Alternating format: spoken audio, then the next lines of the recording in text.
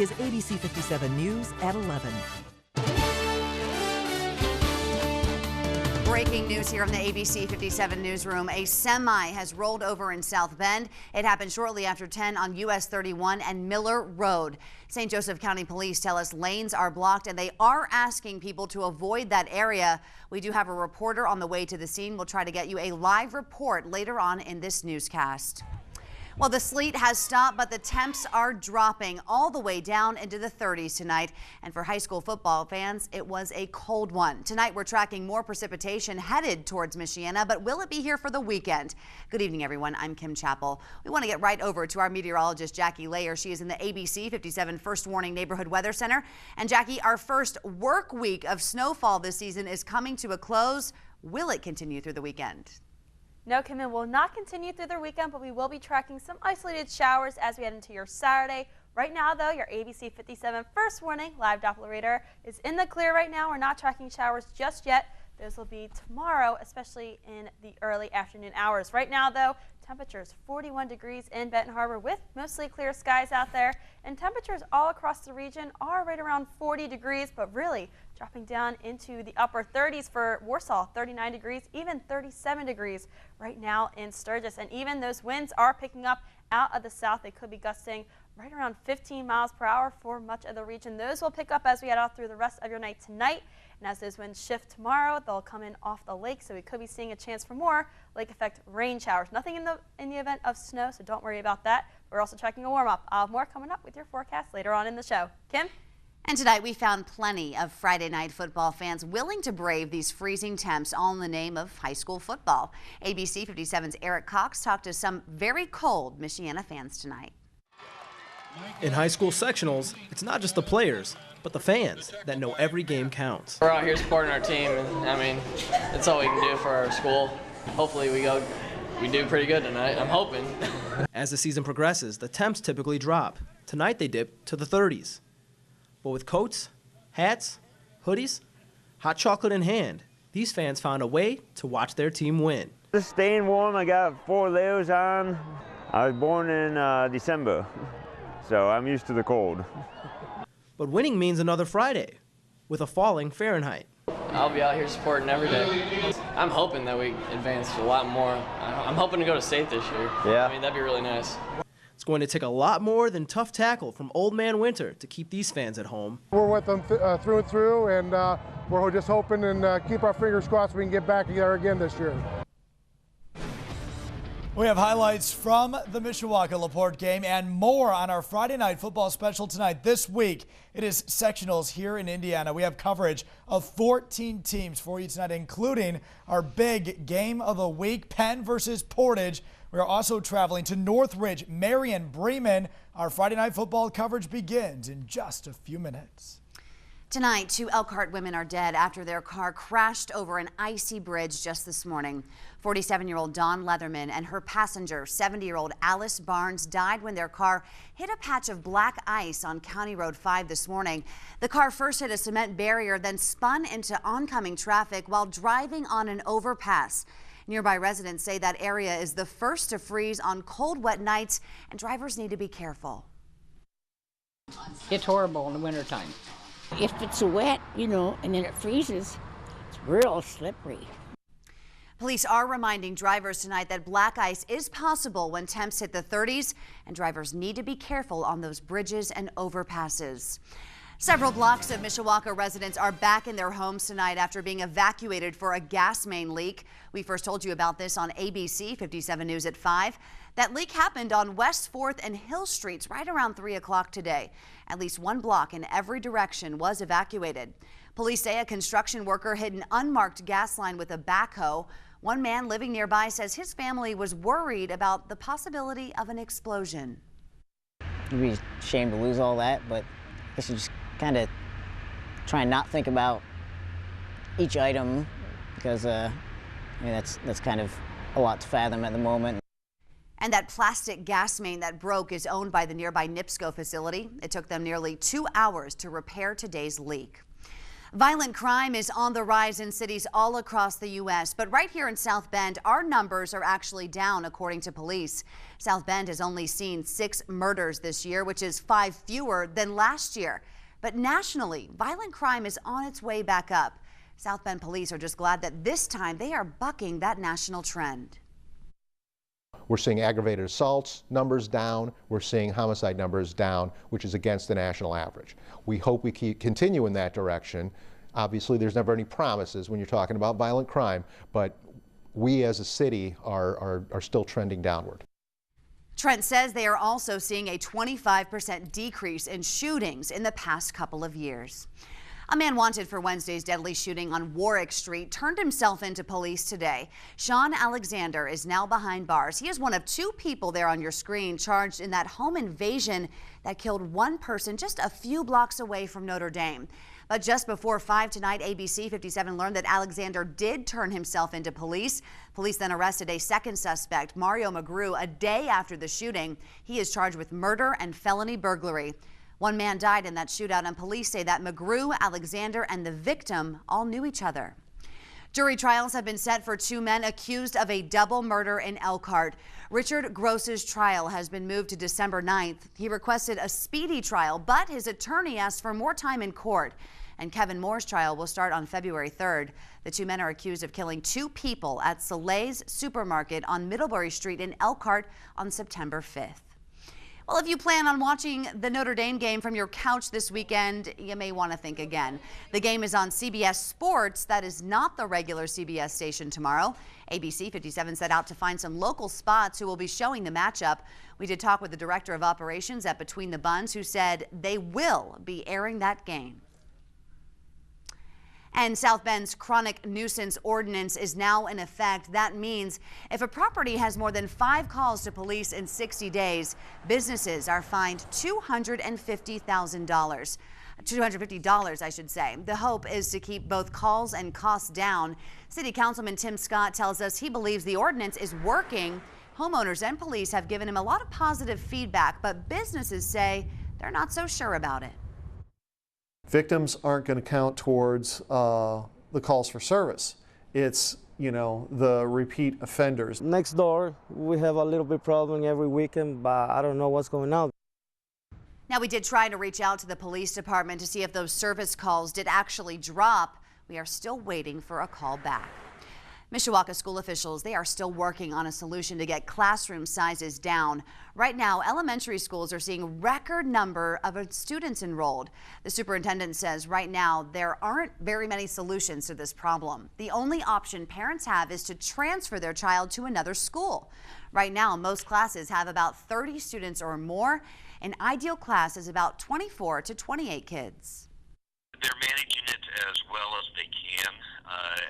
I am still looking for, I would like to be able to find another option other than just saying to parents, if you would like to voluntarily transfer your child, you may do so. We'll approve that.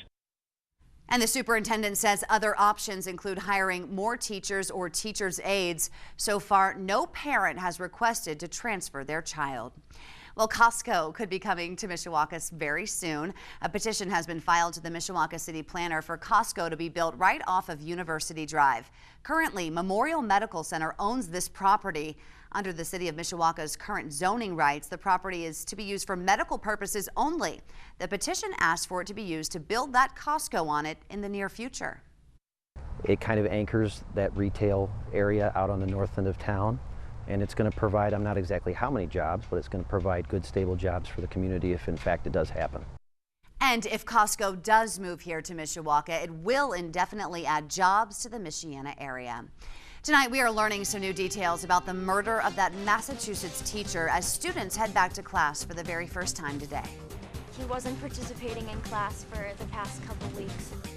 What a student says she believes she saw between the teacher and that 14-year-old accused of killing her. Plus, if you're on food stamps, you could see benefits cut, how you could be impacted come November 1st.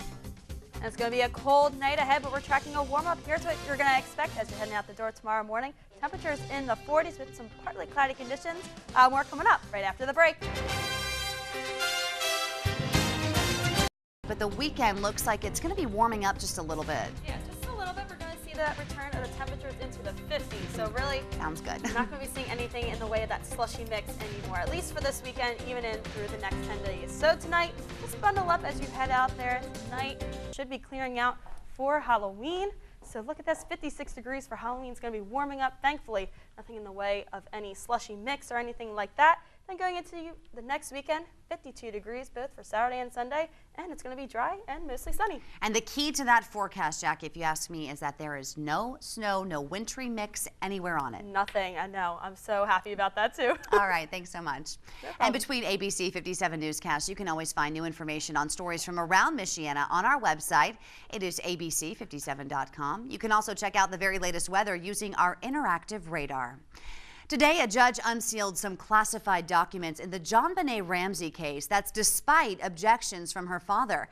A Colorado judge ordered the release of 18 sealed pages after a grand jury went home in 1999 without child abuse charges being filed against her parents. Half of those documents are on John Ramsey, JonBenét's father, and the other half are on Patsy Ramsey, her mother. All right, if you rely on food stamps, you could soon see a change in your benefits. Starting next Friday, November 1st, food stamp benefits will be cut.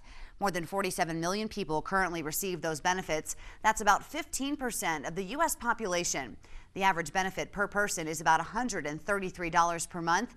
Come November 1st, though, that amount will be reduced. Congress can halt that decision, but that is unlikely. Changes could also come to some of the most commonly prescribed painkillers. The FDA is proposing to reclassify several drugs containing hydrocodone, including Vicodin. The tighter restrictions would limit the number of refills patients can get before they have to follow up with a doctor. The FDA is pushing for that change, saying it's becoming increasingly concerned about the abuse and misuse of drugs. Classes resume today at the Massachusetts high school where police say a math teacher was killed by her student. The 24-year-old is remembered as a good person who went extra lengths for her students. She reportedly stayed late to tutor on the day that she was killed, according to one student. Now, another student came forward today saying she may have witnessed the last classroom exchange between teacher and accused killer. He wasn't participating in class for the past couple weeks, and he's just been really quiet, extra quiet, and she just asked him to stay after for help because he needed. And police tell ABC News that after school Tuesday, the 14-year-old student followed his teacher into the bathroom and killed her with a box cutter. He then put her body in a recycling bin and moved her into the woods. Sources say he then changed his clothes and went to a movie theater. He has now pleaded not guilty. Next, ABC 57's Friday Night Football coverage begins. This week is sectionals across Indiana.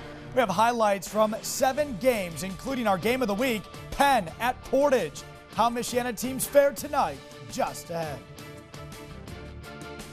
You're watching Friday Night Football on ABC 57.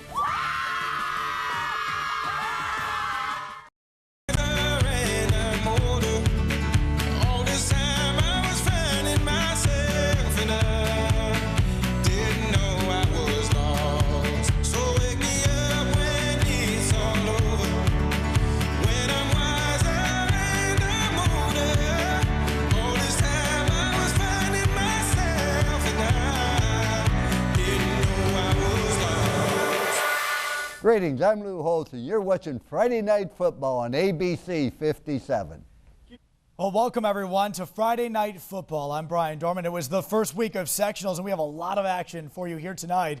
We start over at Clay, where the Washington Panthers came out to play tonight. They had an early 7-point lead. Kicker Gabe Najami would add to that, putting the Panthers up 10-0. The Colonials would answer back. Check this out. Anthony Taborn takes the handoff, breaks a couple of tackles, says bye, bye, bye to the Panther defense, and is gone, just like NSYNC, all the way to the house for the touchdown. However, it wouldn't be enough. Washington wins 40-34. They take on St. Joe next week. Our next stop here, Steel Field tonight. Mishawaka hosted the Slicers of LaPorte. Let's start here in the second half. The Cavemen putting a nice drive together. Darian Phillips with the option keeper finally gets brought down here at the 18-yard line. A couple of plays later, Phillips pitches it off, and it looks like he is stopped in the backfield. But with the second effort, he powers his way here to the touchdown. Mishawaka dominated this one throughout. They win 38-14. They'll take on the Adams Eagles. That game is next Friday. Now for our game of the week, Penn High School at Portage. ABC 57's Alexandra Cohen is live at Portage High School for us tonight. Alexandra, I'm told this was a very heated game. Brian, it got really heated on the sideline today. Coaches and referees were yelling at each other regarding the play calling, and several penalties were given out for unsportsmanlike conduct. The Indians poured out of the tunnel hyped up and ready to win sectionals. The cold didn't appear to bother Kingsman quarterback Zach Oakley because he made clutch completions like this one throughout the entire game. The first touchdown came when Zach Oakley tossed the ball backwards to number 34, Khalil Fleming. The senior running back pushes and plows his way across to the goal line to make the score 7-0, and Penn's fans went wild. Parents, coaches, and players from both sides expressed their frustration with the play calling, and the crowd cheered when they took away a penalty. To end the first half, watch this play. Portage lofts the ball to the back corner. It's bobbled 1, 2, 3, 4 times, and Penn comes up with it. The score at halftime was 14-0. In the fourth quarter, the Indians still fight back when number 3 Gage Pearman throws this touchdown pass to number 28, Cody Maldonado, who jumps in the air and comes down with it to make the score 21-7. The Kingsmen answer back when Zach Oakley runs over 40 yards for the touchdown to make the score 28-7. The Kingsmen remain undefeated today, and they head to regionals next week. And again, the final score of that game, 28-7. Live in Portage, Alexander Cohen, ABC 57 News. All right, it's time now for some bonus scores tonight in Indiana sectionals. We first head down to Fort Wayne Northrop, who took on Warsaw. Warsaw took tonight's sectional win 40-20. We move down to Hobart, where South Bend St. Joseph played tonight. St. Joseph came out big here, winning 42-28. New Prairie played Kankakee Valley tonight in sectionals. New Prairie came out huge tonight, winning 62-0. Next game, Northwood and East Noble.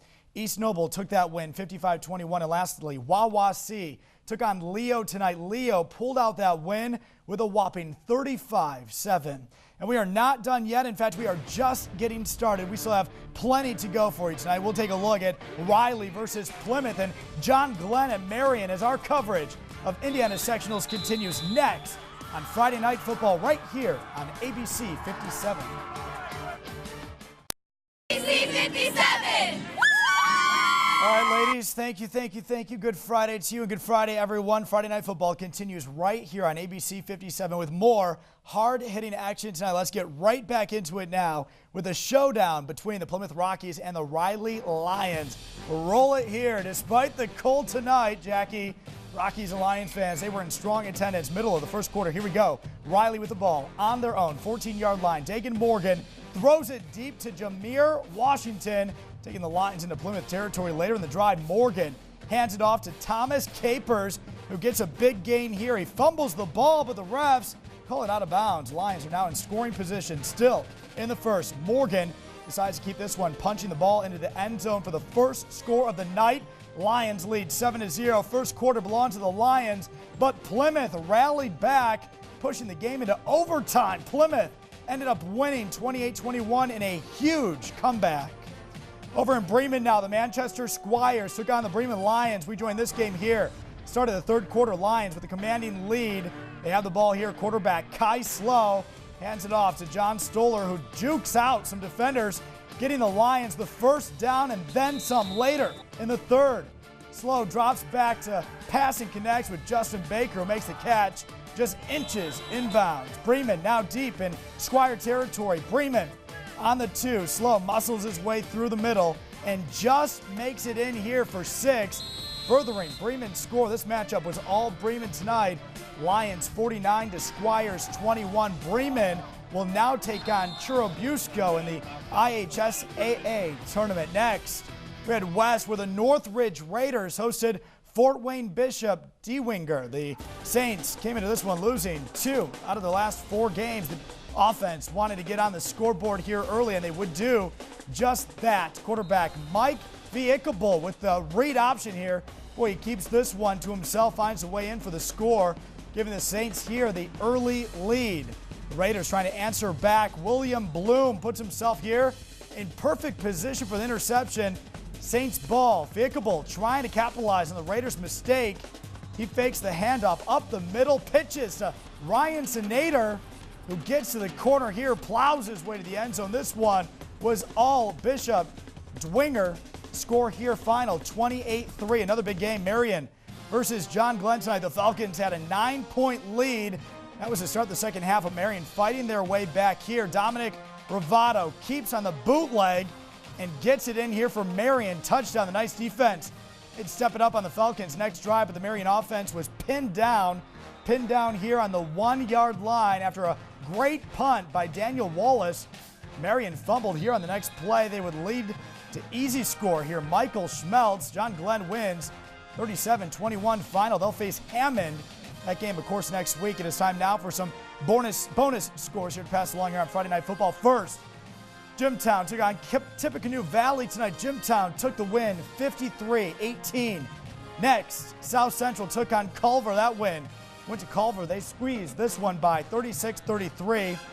Our last bonus score to pass along, LaVille took on Whiting. The score 29-17 with Whiting taking the win. Well, a Notre Dame football player returning to his home state this weekend as the Irish take on Air Force. But this year, he'll return as a former player. Senior outside linebacker Danny Spahn announced in August he would no longer be playing ball for the Irish. Spahn says the decision is due to paralyzing migraines. It's definitely kind of been all I've ever known. Very difficult, very hard emotionally, physically, but I had the best family and faith and friends to help me get through it. Since his decision, he's been motivating and coaching his younger teammates. Spahn says that he wants to find a way to give back to the football program. We are not done yet. Just ahead, it is the ABC 57 Friday Night Football Play of the Night. Who will take the honor for sectionals? And it's going to be a cold night ahead, but we're tracking a warm-up. I'll have more right after the break. Head back out to Plymouth, where Riley's quarterback, Dagan Morgan, drops back, shows off some fancy footwork here. He escapes the Rocky defensive pressure, throws the deep pass to Riantre Lawrence, who makes a nice grab for the touchdown. The Wildcats would fall short tonight, but they capture the play of the night. And speaking of tonight, cool out there for all these games, Jackie. Yes, it was definitely cool out there, but we're tracking a milder weekend out there. Temperatures back into the 50s, even warmer as we head into the next work week. Still a chance of rain for Tuesday, Wednesday, and even Thursday in the morning, and then clearing out for Halloween. All right, and 54 degrees for next Friday night's football. Not looking too bad there either. All right, special thanks here tonight to all our photographers, Daniel, Matt, Peter, Alexandra Cohen, Eric Cox, TriStar, MGM Disney, our producer, Brittany Coral. For Kim Chappell, I'm Brian Dorman. And I'm Jackie Layer. Have a great weekend, everyone. We will see you right back here Monday.